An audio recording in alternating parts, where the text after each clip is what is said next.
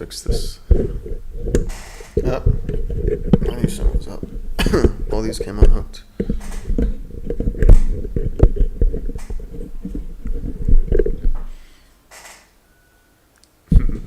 Like magic, it's better again.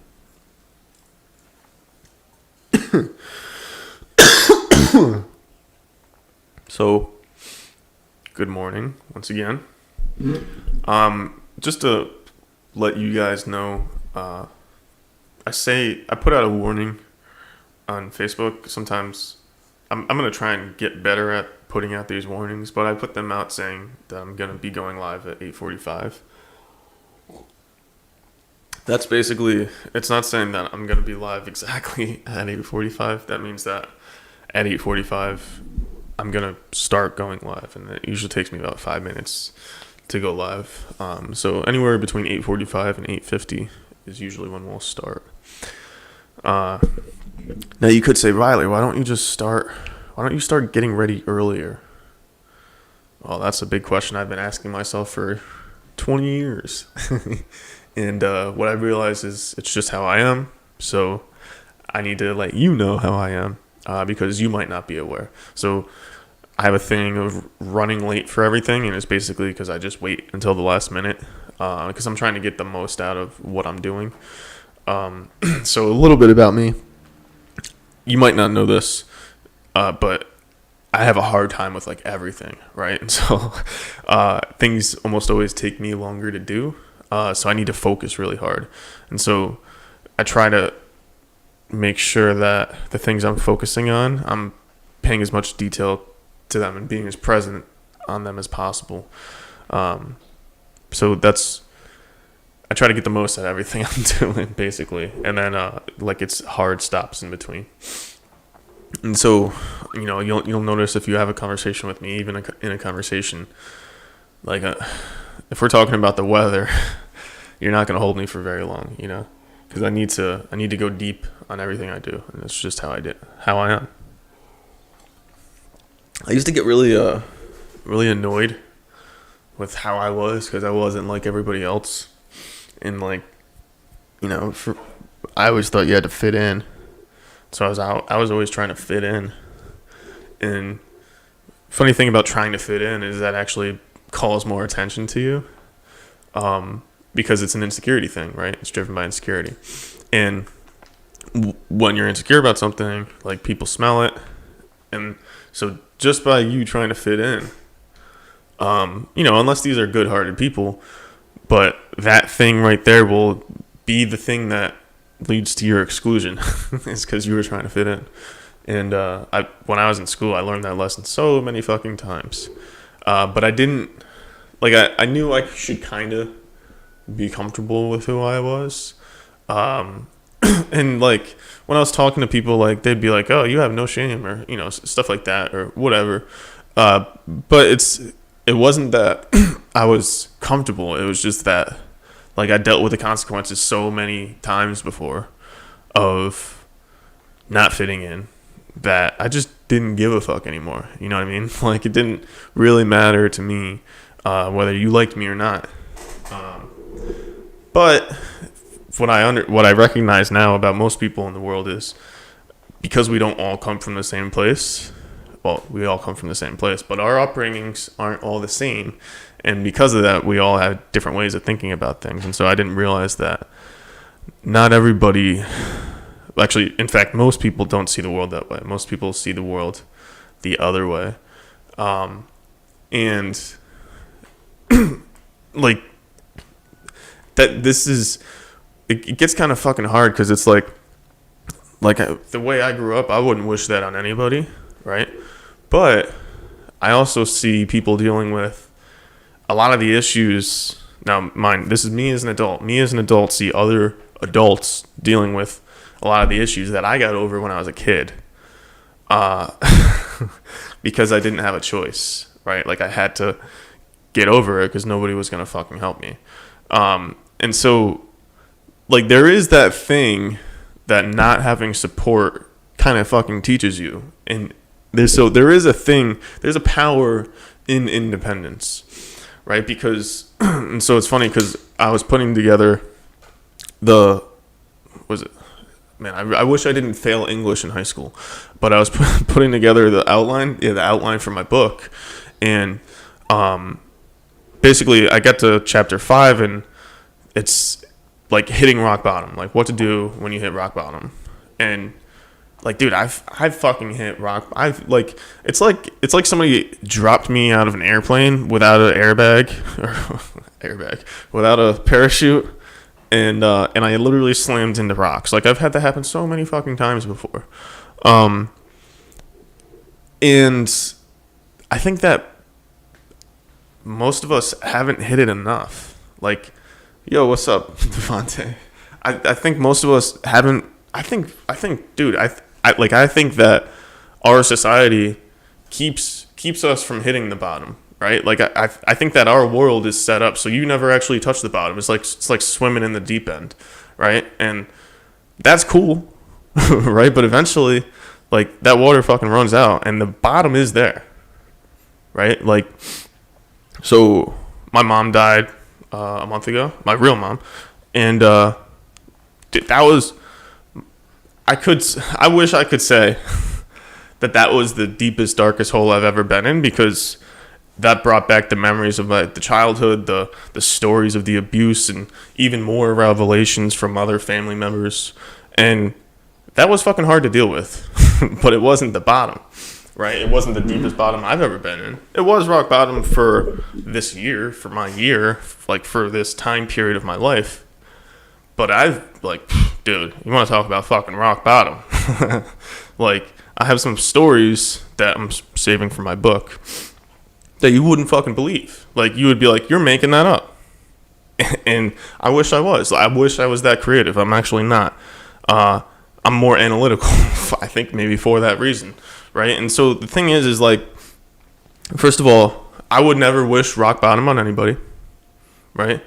But the people who have actually fucking been there and that come back, when they talk about it, they talk about the journey back, right? And what they learned from when they fucking hit the worst point they were ever at in their life, which is what you would call rock bottom, from there to where they are now. And almost always they go further beyond where they were, right? Twice as far, 3 times as far, 4 times as far. And I just had the picture of like a fucking stock market chart going up in my head, because it goes up and down, up and down. But the thing is like, and I've studied these, I've listened to 1,000 fucking different people talk about their rock bottom story, like successful people talk about their rock bottom story. And they all say the same thing, like there was a point when I fucking knew that I couldn't keep doing this anymore. Like eventually you realize that nobody actually gives a fuck about you.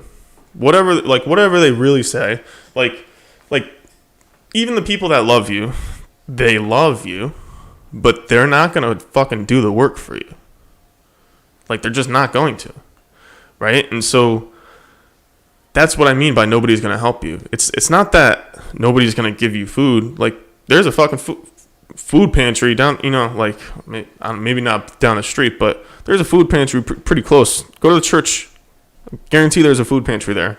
So like the issues that we're facing as a culture now aren't necessarily like economic issues, right? They're self-imposed issues of adversity, right? By people not making the decision to do the work. By people just assuming that they're going to be able to fucking skate by in life. By thinking that they can just show up and that's enough because they got out of bed and that's okay. Right? That's not enough. Like, we all get out of bed, right? We all do this shit. And so basically what I'm saying is like, when you hit rock bottom, you can stay there, or you can make the fucking choice to never hit that place again. Right? And if you actually make that choice and put it in the fucking core of your being, what you get out of it is a core value, right? And so when you actually have a fucking core value, now you really have something to stand on. And it's that core value that will keep you from ever going back to that fucking deep, dark place again. Maybe you'll go back to a dark place, but you'll always come back to that core value. And as you go through life, you start hitting low points. And every time you hit a low point, if you do the work properly, you get another core value, or you get just a regular value, right? But these values are enough to drive you through your life for years. And you can get by on everything by just saying, these are my fucking values and this is what I care about, right? And you can lead every decision through them. Like for me personally, for the most part, I'm not perfect about this, but I filter almost every single decision I make through my values. And now at this point, it's unconscious. Like I don't have to think about it anymore. I intuitively know whether something's against my values or not, because if something's against my values, I mean, dude, it puts me in a different fucking state. Like, because my values are strongly held. Like, they come from a real fucking place. And so if you're somebody who's going to come over to my house and challenge my values, like, it's not, and I'm not talking about beliefs. You challenge my beliefs all you want. But if you actually challenge a value, you're going to get a lot of shit that you don't want to hear, right? Because, and there's a lot of people like this, I'm sure you are too, where if you go back far enough in your life, you can find a fucking spot that will teach you something if you sit down and really fucking think about it, right? But if you're approaching this shit from an emotional standpoint, you're never ever gonna get anywhere, right? And so don't get me wrong, I was just doing it today, asking myself why and how and what if. But it doesn't get you anywhere, right? You're still stuck. And so if you realize that those questions have 1,000 different answers and none of them are real, then you kind of start to understand what you're doing to yourself. When you put yourself in that place of looking backwards and you have that frame of reference. So if you are going to look backwards with an analytical mind and really try and figure out, what did I learn from this? Who am I now? Like, who did that make me into? Because you probably have these values already, you just haven't identified them. Like, values are built into you. Values tell you what you do every day, right? And so maybe you haven't taken the time to think critically about it, but that's what values are. Values are the most important thing in life. Like, you need to have values. You need to. Me, I have like 12 values, right? And a lot of them came from the Army, but I also added a lot of my values into it. If you go to my LinkedIn, you can see them. So, with that being said, let's meditate. First, let's ask for a blessing. To the divine, Supreme God, Divine Father, Divine Mother, to all the spiritual elders, holy masters, all the beings in the high, low, and even the middle realms, we humbly ask for your divine blessing. In the name of our Father, who taught us to pray. Amen. Okay, so we're going to continue that idea from yesterday, but I think we're gonna filter a little bit more in. So I haven't synthesized it yet, so let's just get into it and see how it goes. All right, so if you're sitting, make sure if you're sitting in a chair, make sure your feet are on the ground. Just drink some tea real quick.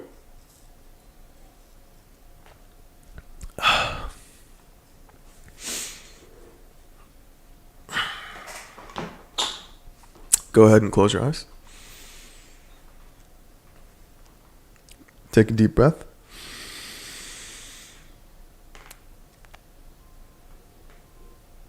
Hold it.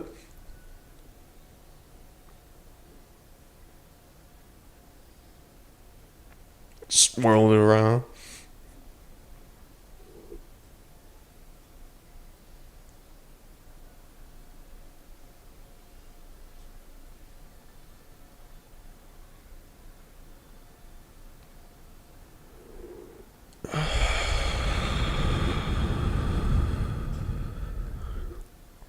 Let it all the way out.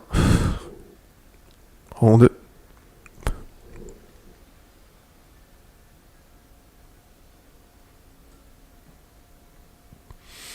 Breathe in. All the way.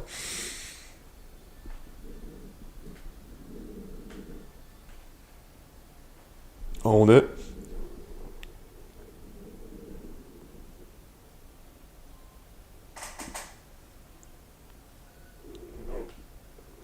Swirl it around.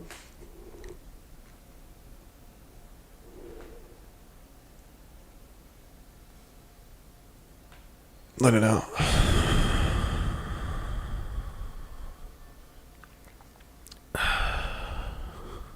All the way. Hold it.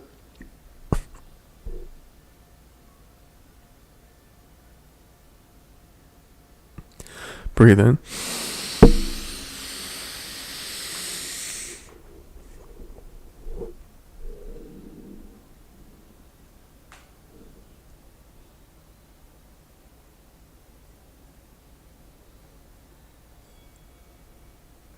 Swirl it around.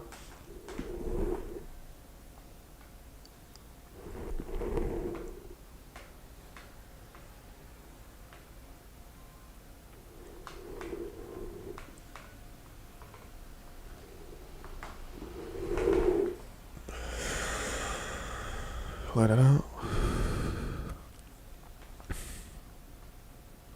Hold it.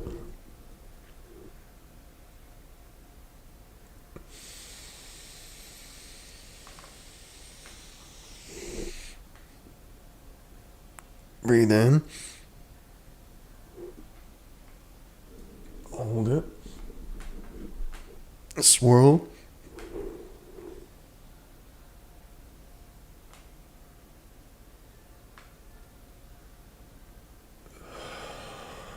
Let it out.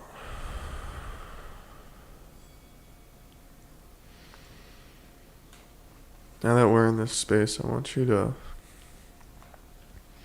go ahead and think about what you were planning to do today.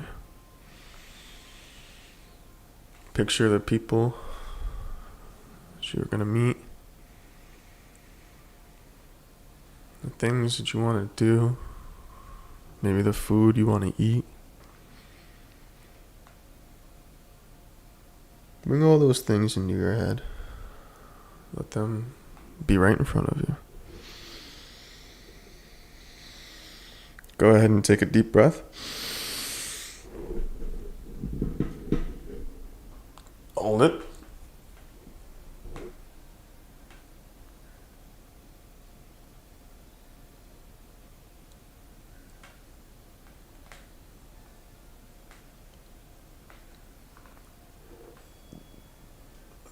Let it out.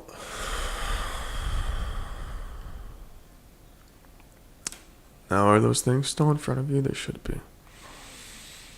The people.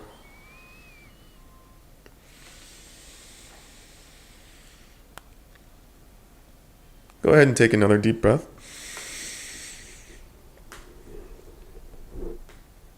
Hold it.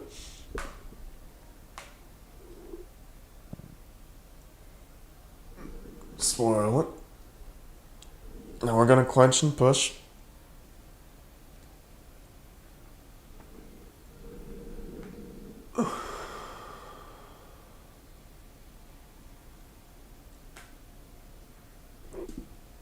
Let it out. Clench and push.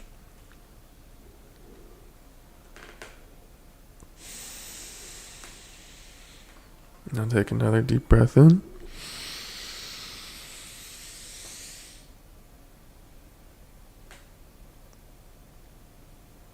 Hold it. Swirl this one around.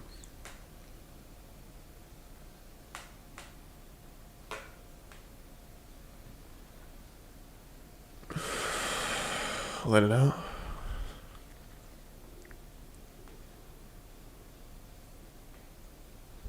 Push. Should have felt that little thing pop up. Okay, so now we're in what Paul Selig would call the upper room. We are in a higher state of mind. From here, we can bless things. So what I want you to do is raise your arms. And imagine while we're here that there's a enormous violet light surrounding us. When we were doing the breathing, we transitioned into that violet light. And now that we're here, first we're going to bless the things that we're going to do, right? And it doesn't just have to be the things that you want to do today. It could be the things that you're trying to do in your life. Who you're trying to become, the things you're trying to make, right? The relationships that you want to build. All of these things.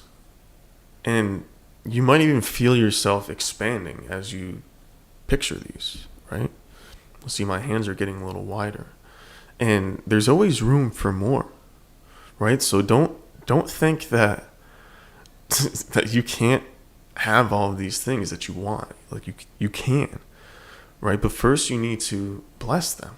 You need to be grateful for them because they're here to teach you something. And we are all here to learn in the school of earth. So while we're here, we're going to use the energy of the full moon to bless those who we want to meet, those who we are going to engage, those things that we want to create, those things that are inside of us that we believe so much to be true that nobody else understands, that we want to bring to the world because we know it's going to be valuable. Let's go ahead and bless those right now. And so what I want you to do is picture the earth behind all these things. Because basically, the energy is going to run through us, through the things, into the earth. So go ahead and bring your hands up. First, tap the center of your palms. Go ahead and tap your crown. Tap your forehead, right here, your eyebrows, and tap your heart. Now, put your hands on your heart. And repeat after me. Dear Lord, I come to you on this day, standing before you as your humble servant. Lord, I understand now what it is you want me to do. Lord, I am here to serve you and those who are here as well. Lord, make me an instrument of your peace. Wherever there is fear, let me sow love. Wherever there is anger, let me sow peace. Wherever there is war, let me sow serenity. Dear Lord, please guide us as we continue along this path and learn the lessons that we are here to learn. Lord, we understand we do not know everything, but we do know you. And it is through you that all things happen. And for that we are grateful.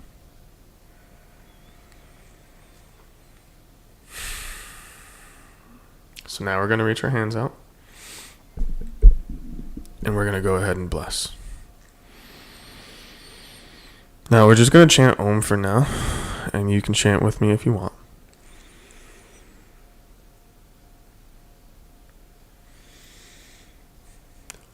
Om.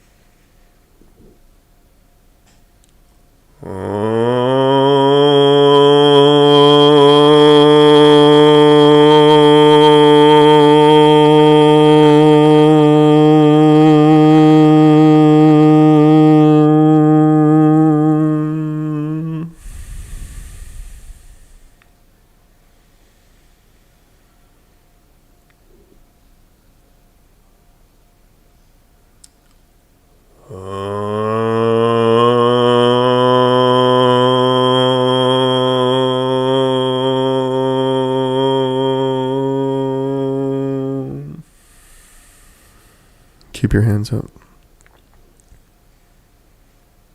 Imagine the violet light is flowing out of your hands into the hearts and minds of those you love, those things you're trying to do, illuminating those material things that you're trying to create, showing you the discrepancies, the issues, how to make it work. And the light is passing through these things, lighting them up, making them brighter, and going to the earth. And so as we continue to bless these things, these people, those we love and care about, the earth also receives our blessings. So let's continue to send love and intention.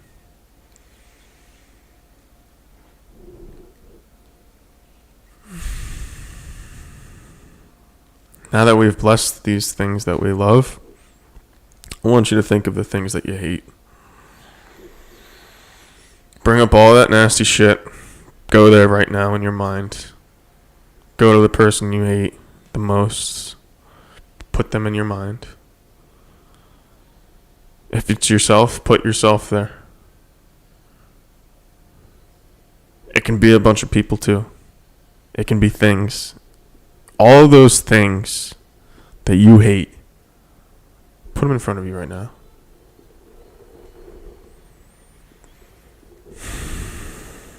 I want you to repeat after me. O instrument of love, I understand your purpose. I recognize you for what you are, and I appreciate your service. Thank you for teaching me the lessons that you have been here to teach me. And if I haven't learned them completely yet, please don't be so hard on me. I'm still learning. Go ahead and point your arms out towards those things you hate. And send all of the love in your heart out to them. And while you're sending that out, I want you to go ahead and breathe in their pain.